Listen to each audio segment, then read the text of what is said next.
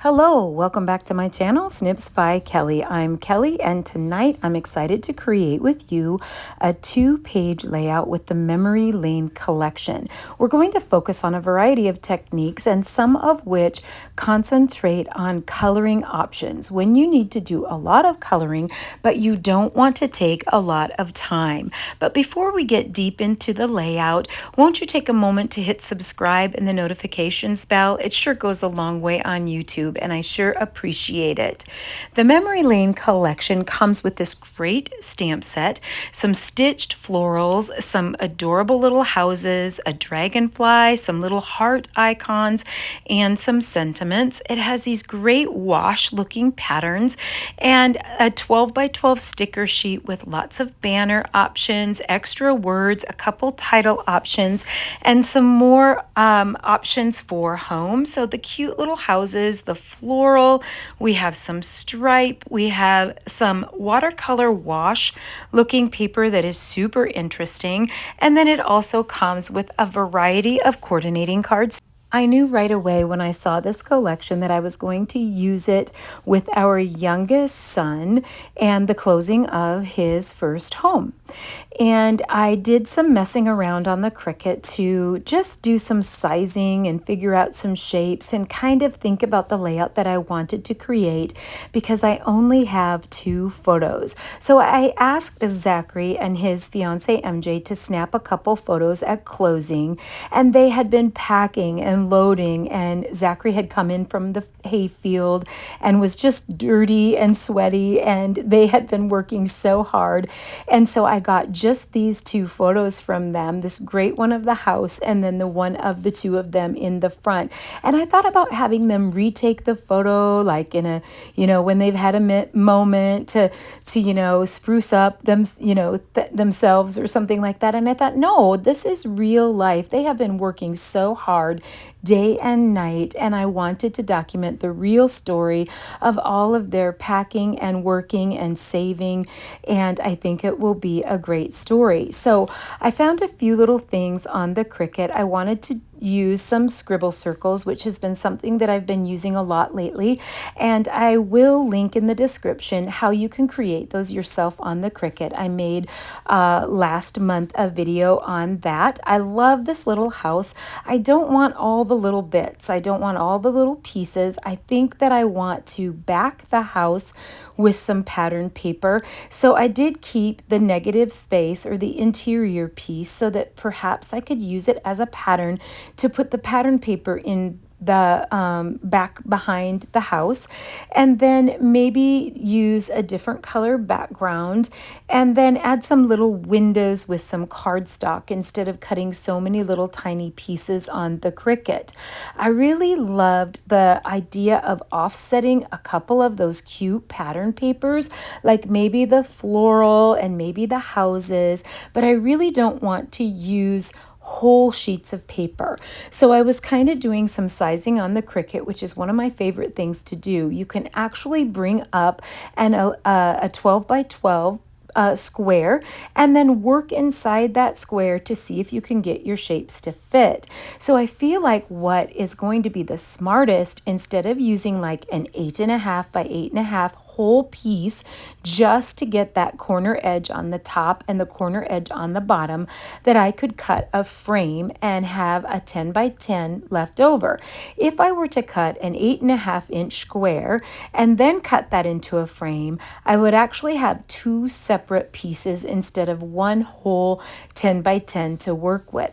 So I like the idea of gutting both of those frames and then cutting the frame actually down to an 8.5-inch piece on 2 sides and an 8.5-inch piece on the other side to actually create 2 different frames. So now I'd like to just take a look at some of the pattern papers and sort of figure out what do I want to be the frame around the base.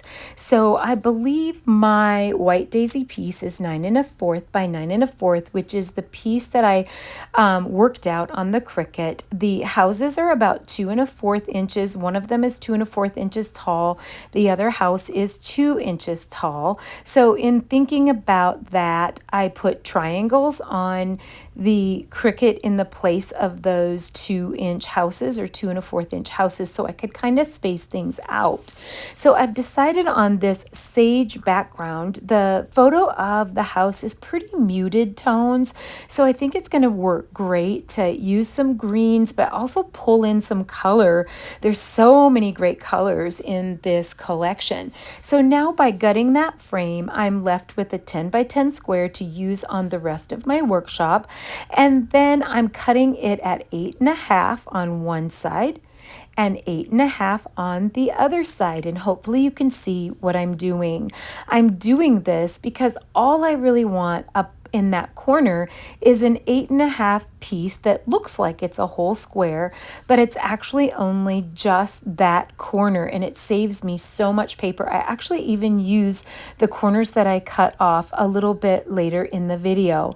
I love thinking of ways to be able to create what I want to create without using very much of the paper at all. So I'm really loving that. I kind of feel like these houses will be a great contrast. So if I do the exact same thing with those houses on the bottom, and then I would have enough pieces for both a left page and a right page, and you can see how much I would have left over by doing it that way. So what I did is I repeated that performance with the second pattern. Now I'm just kind of trying to decide if I want that on a white base or a colored base, or what kind of a base I would like that on. I do end up using the white base because I feel like I'm going to be able to add the color with some other bits. So I'm going to keep the background pretty neutral or plain, but I do try the melon because I was thinking maybe the melon would be really cute, and it definitely pops. It definitely would be a perfect background, but I think maybe with my scribble circle that I want to use on the Cricut, that maybe I will make the scribble circle in melon and draw the melon in that way. I know I'm going to have a lot of color with the little houses, because in my mind, everywhere in my little diagram where there's a triangle, I was thinking about adding a little house.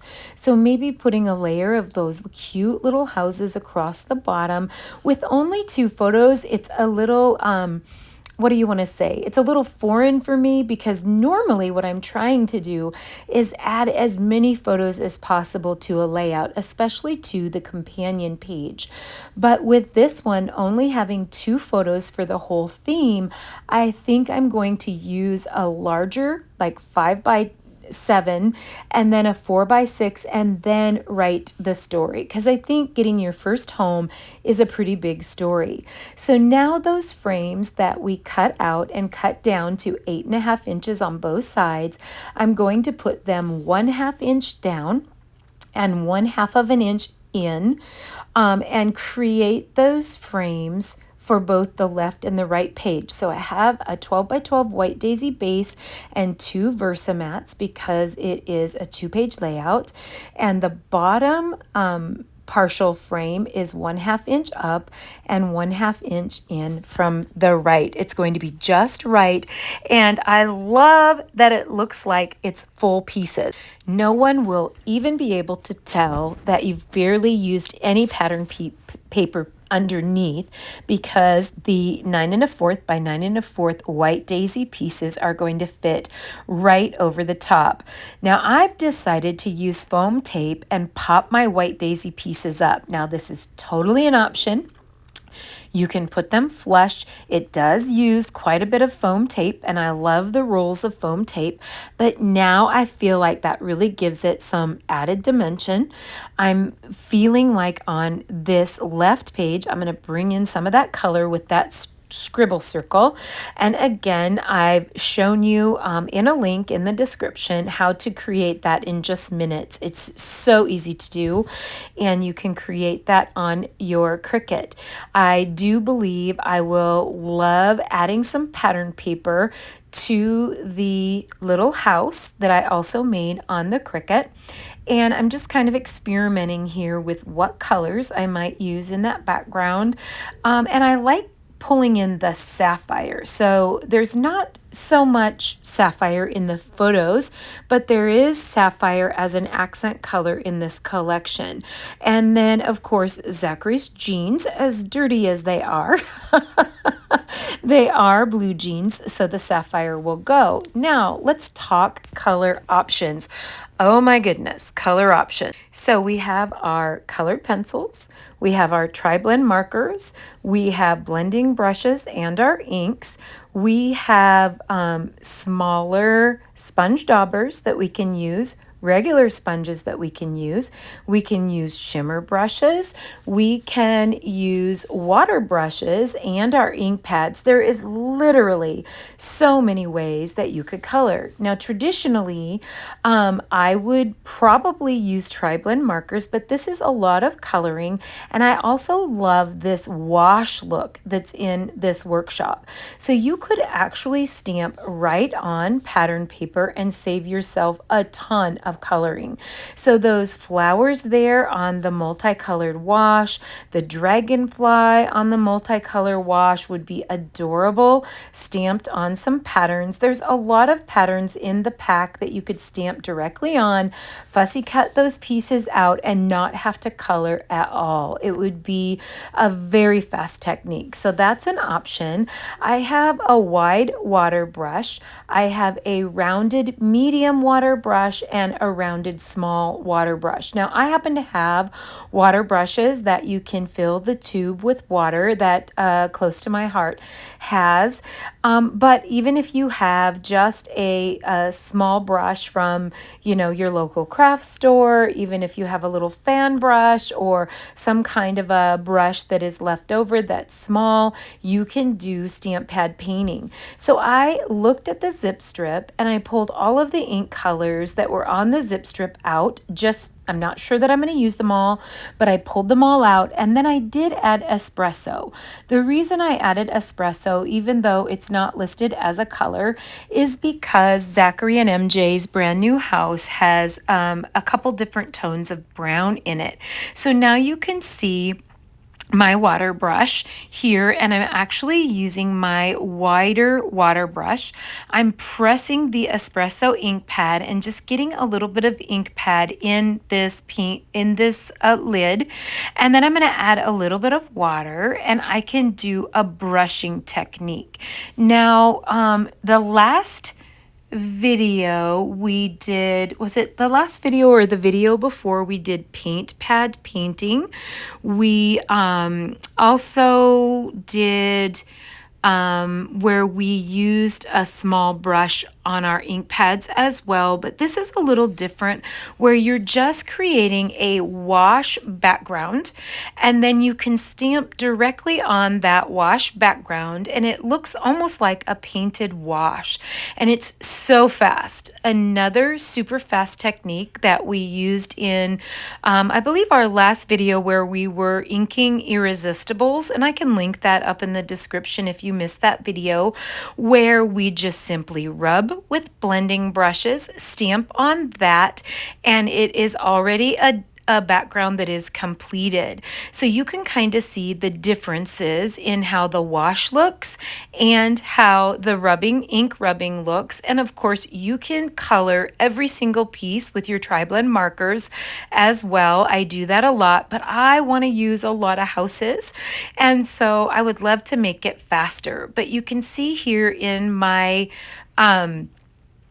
honey butter ink where I've just pulled a small water brush out and then I've daubed tiny, tiny little dots, almost not even like painting, but just daubing little teeny dots with the tip of that paintbrush fills in some places where you could very easily color more quickly with the water brush, and just you're barely even touching, you're just daubing it in. And of course you need to let it dry.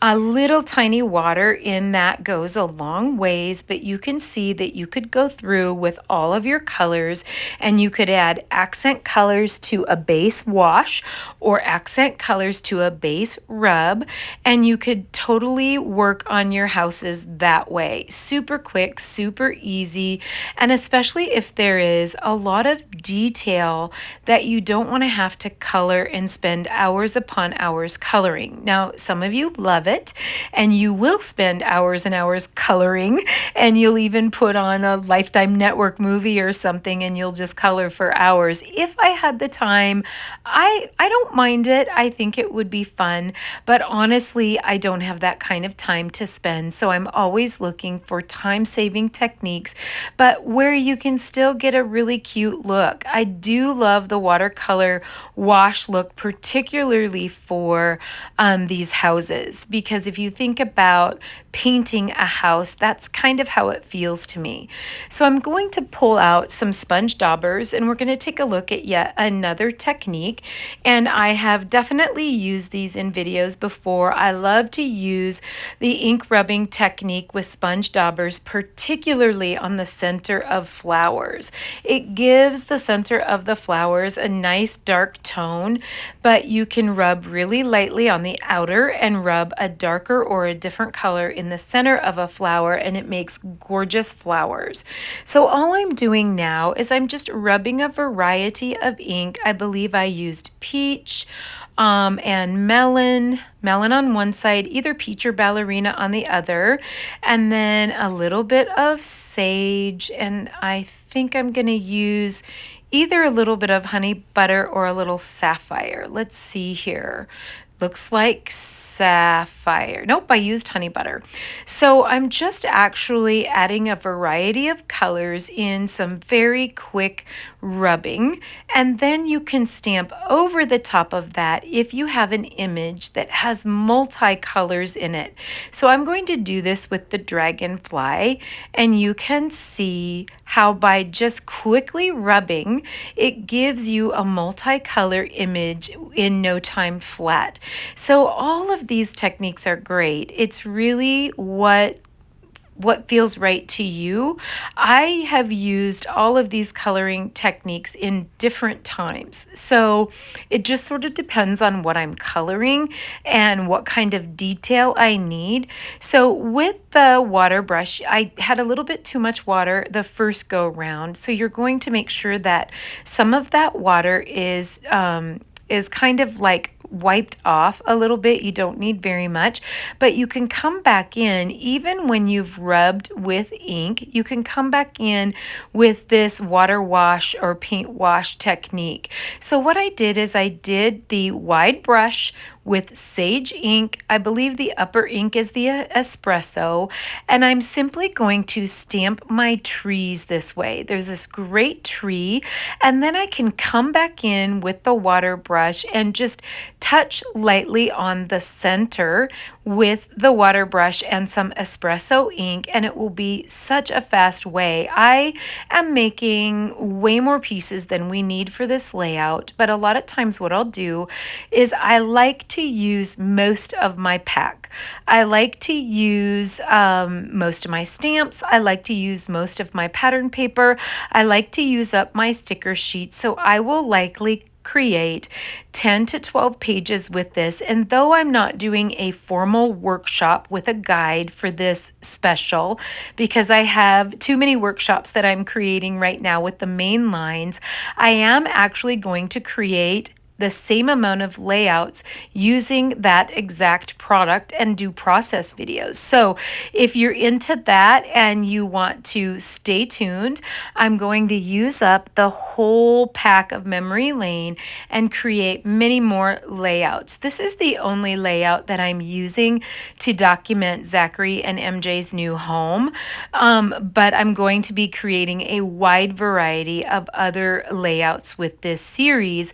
I promised my paper crafters that I would give them ideas for the whole pack and the whole bundle, but I just don't have time to do a full workshop guide, a written guide right now, and so they can create right along with me, and I'm trying to be super careful about giving measurements, and so you can kind of see here I'm just playing. So the tree up at the top got a little bit thick, and I thought, well, what would it look like if I just rubbed in the center? I didn't like that. I actually liked using the very tip of the smallish brush to do those fine lines inside the tree. Now I'm going to go back and do a variety of houses. So there's 2 different house stamps, and I'm just going to go over my wash look. Now I grabbed some scratch paper that was left over, some great pieces of white. Sometimes when I'm creating or mass creating, I end up with lots of extra leftovers that actually have great use in them still, that I'll make photo mats out of, or I'll make thin cuts out of. So I just did the wash look with all of the colors in the workshop. So let's see here. I have some peach there. I have some melon. I have espresso, sapphire, and honey butter, I believe, were the houses that I chose. And I'm just doing some of the houses, one style and the other style, all the way down. And again, I am making way more than you need because I'll be using these hopefully throughout the workshop. I may try some different techniques, but one of the things that I have learned from close to my heart from being a guest designer for them, for doing workshops for them, for the company on occasion, is that when you add a technique to a full workshop, they really love it when you try to use that same technique throughout the workshop so that there's a common thread or a common theme throughout the workshop. And I do appreciate that, and I like that as well, especially if you're teaching a new technique. It sort of makes things so cohesive through the workshop. So now I'm doing the flowers. Now we all know that flowers can be extremely tedious and they can be an awful lot of work. So I'm going to use the rubbing technique on the flowers. So I'm simply coming in with the honey butter and I'm doing the center of the flowers with the honey butter. I have a pretty light hand. I'm holding back because I don't naturally have a light hand. Everything that I do is fast and forceful. There's nothing dainty about me. So I am trying to hold back a little bit and just be gentle and rub. It's not going to be perfect. It's going to bleed over the edges and rub over the edges, and that's the look that I'm going for. It's a water and a wash look that you're going to see in the pattern papers throughout this entire workshop. So I went in on one flower and did melon, and then the next flower, I believe it was Ballerina. Peach would have looked nice as well. Then I'm going to come in with my sage and get the leaves, and then I'll come back in. There's just a couple longer flowers. I'll come back in with the sapphire, and that's going to tie together a lot of colors in the workshop. Again, I've made a lot of flowers. I don't know how many I'm going to need on this layout, but I like to do it and do it big when I have it all out. I can always store some of these pieces right in the plastic envelope, but I love them. They're so pretty. And if I had done that with tri-blend markers, it would be gorgeous as well.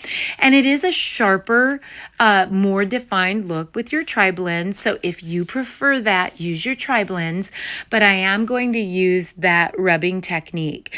Now I am going to see what I can do with this cute little house. So I did make this cute little house on the Cricut, and I will link, or not link, I will, in the description, I will will add which Cricut image that was in case you would like to look for the exact same one.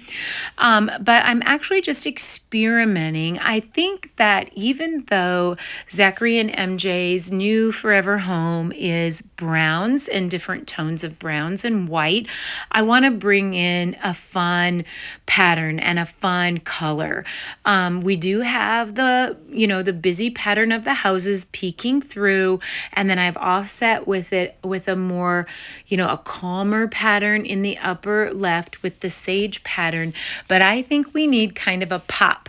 We need a pop of color and a pop of wow. And I'm truly thinking about these adorable flowers. I think that would be so cute in the house with the white frame, the sapphire background of the house, and adding some little windows and a door. So what I did for the windows and the door, the little windows are a 1/2 inch by a 1/2 inch.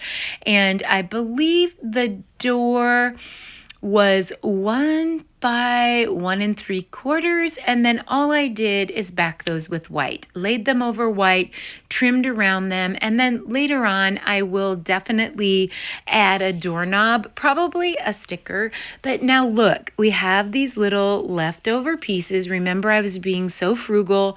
I gutted the frame, so we hardly had to use any pattern paper in the corners. Now I'm cutting 1 by 1 squares, and I'm going to cut them in half to make 4 triangles because I have the issue of only having 2 photos.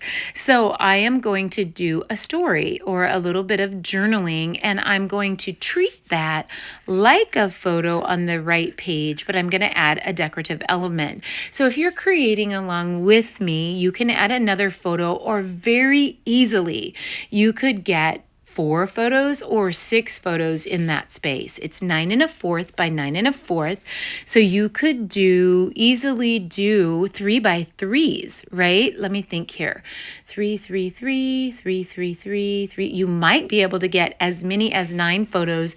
Or if you went down to say 2 3/4 by 2 3/4, or if you even did 4 by 4s, you could do 4 by 4s. So there is lots that you can do. You can also add flip flaps. We've talked about flip flaps before. In fact, I added a ton of flip flaps to my Cape Cod Simply Scrap and Workshop, as well as my Cozy Up Simply Scrap and Workshop that are active right now. I'll link those up here in the description in case you missed those. So what I've done here, I have a 4 1/4 by 6 1/4 photo mat. I thought I could bring in the Melon because of the Melon Scribble Circle on the left page. And so that is 4 by 6. And then I've cut down a piece of white daisy, 3 3/4 by 5 3/4. And I'm going to carry over that wash look. So I'm going to do a wash with the wide water brush on the bottom, and then I'm going to add 2 more colors, and I think it will be a perfect way to tie in all of those paint washed houses, and then journal over the top of it and do the story. So sometimes I get myself confused, like I'm creating the page, but it's about Zachary and MJ, and it's their story and it's their life, but it's me documenting what's going on in my child's life. And so sometimes I'm like, do I leave the journaling blank and let them write their story? Or do I write the story from the perspective of a mom watching her youngest child get his and his fiance's forever home? So they wanted to get closed on this forever home, and it's been a work in progress. They have been together for well over a decade, 11 or 12 years now. I would have to use my fingers to do the math. So they've been together for a long time. But they are engaged to be married, and they are getting married next weekend. And they have been working toward getting this closed before the wedding, and it has been a lot of work. Okay, looking back at my little diagram that I made myself, everywhere that I put a triangle, those houses are about 2 1/4 inches. One of them is 2 1/4 and one of them is 2. I do love the idea of putting them across the bottom. And I'm not sure. I wanted to add some more pattern paper. I only put one piece on the Cricut because I kind of knew it was more just for me to get an idea, to have maybe a transition piece on the bottom, and then this great zip strip. So right now, the sage pattern is 1.5 by 12, 1.5 by 11 3/4, and then the zip strip is still 1/2 by 12. And I plan to just trim those off, but I'm not quite sure how short I'm going to make them. And I know that I want to have a transition on the bottom, but adding all those houses will cover up a lot. So what I'm trying to work out in my mind is how low to go with those strips, how many houses to put there, and how to toggle them. And, sometimes I can just use the ends, like use a faux strip and have the end of it peeking out, just so you have, some horizontal movement there. I could put some dovetailed pieces on the left side and the right side of each layout instead of a whole strip and wasting all that. But I'm kind of trying to work it out to where some of that pattern paper will show as an offset as well. I do end up adding a third pattern paper, and I know that the long sage piece ended up being 11 by 3 1/4. I think I did both of the additional pattern originally at 11 3/4 also, but then I ended up trimming just a titch more off so that they were different sizes, so that that the dovetails didn't end up in exactly the same spot. So now I did pop up the house. I loved maybe adding a little bit of those flowers I'm playing. As you know, if you've followed me and you've watched some of my videos, this is kind of the part that gets a little bit long. I did speed up some of this a little bit, because I always like to take my time, and I fuss over my pieces and I change my mind over my pieces. And so I'm kind of trying to figure out my arrangements. I know that I'm going to have some of my houses popped up and some of my houses flush. I know that I want to bring in some of those water wash trees that we did the water brush on, and I want to bring in definitely some of those flowers. And then also we're going to have some stickers from the sticker sheet. We haven't even touched the stickers from the sticker sheet. That's what I love about these workshops that have the stamp sets with them that coordinate. You can make as many added embellishments as you want to with those stamp sets.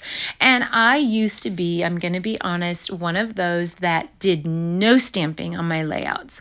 I was a cutter. In fact, that's where the name Snips by Kelly came from. A Cricut cutter, a straight cutter, cutting, even fussy cutting.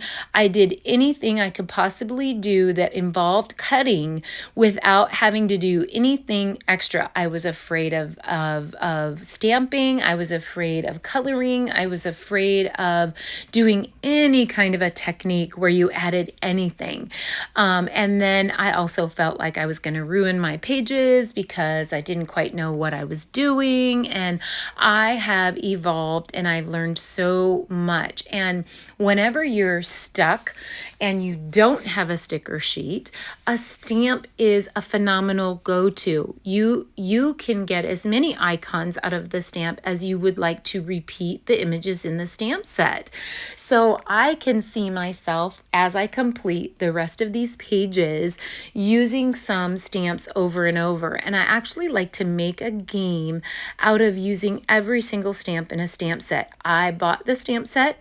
Granted, when you buy the bundle, such as the memory lane bundle, you get a significant discount when you bundle all the products. So oftentimes something is actually kind of like in a roundabout way free, because if you put all the pieces together, it would add up to so much more that typically the stamp set, I mean, it's worth getting the bundle because you're basically getting that for free. It's not for free, but you guys know what I mean. You're getting a discount on it. And if you had put all those products together, together, it would be much more than the bundle cost. So I always just get the bundle right out of the get-go, because I know then if I get the bundle, I've got the best deal, and I'm going to use every single piece in there because I'm obsessed with doing that. If I get a bundle and it has all these things in it, I'm going to try them all out and I'm going to use them. So I'm just kind of checking my little diagram. I kind of like my, my temporary pieces. I did dovetail each of those. I gave you the sizes of those. So 1.5 by 11 3/4 to start, and then trim it down and dovetail. 3/4 by 11.5 for the melon pattern, and 1/2 by 11 3/4 for the zip strip. And I love that addition down there, and I actually moved the photos on the right page down.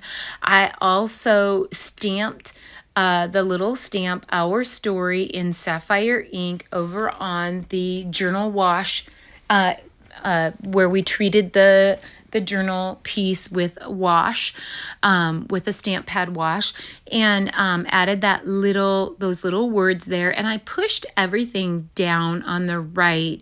I couldn't decide if I was going to have the extra space on the bottom or the top, but there's these great banners on the sticker sheet, and I really feel like those will add a lot on the top. I'm struggling with the title.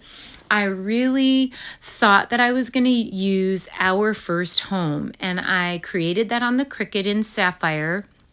And now I'm looking and I'm like, gosh, I just don't know if it's just going to be too much, because I'm going to have all my little houses, and then I'm going to have some trees, and I definitely want to use these stitch flowers because they're adorable.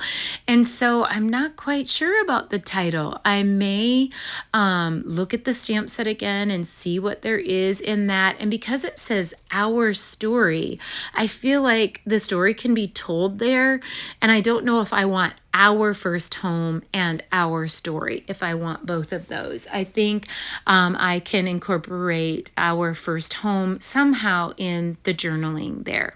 So now I believe I sped this up. If I didn't, I need to, because I'm just playing again and getting everything where I want it to go. I do end up trimming a few trees, cutting them and using them in different spots, and then I end up using foam tape.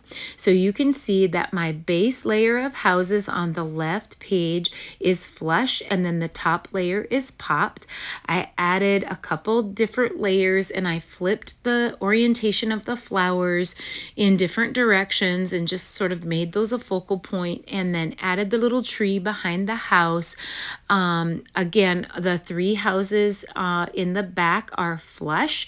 The 3 houses in the front are popped up with foam tape. Adding that little heart sticker, it's much bigger than a doorknob would be, but it's adorable.